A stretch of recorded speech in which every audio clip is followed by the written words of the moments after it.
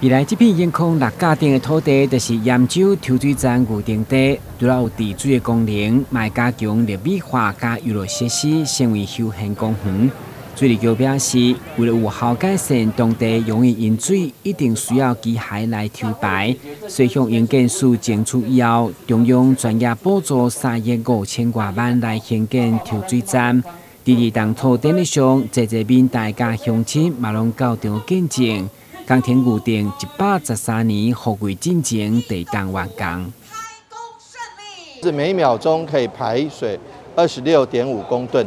是非常大的抽水站，而且对地方来讲很有帮助。那总造价3.54亿，全额由营建署来帮忙负担，这点我们非常感谢哈。那这个地方原本是公园用地，市府也承诺说，将来在抽水站落成之后，它的绿美化一定要做好。也就是说，平常来这边公园游憩，那如果真的碰到下大雨的时候，抽水机抽水站马上发挥功能，来减少民众淹水的机会。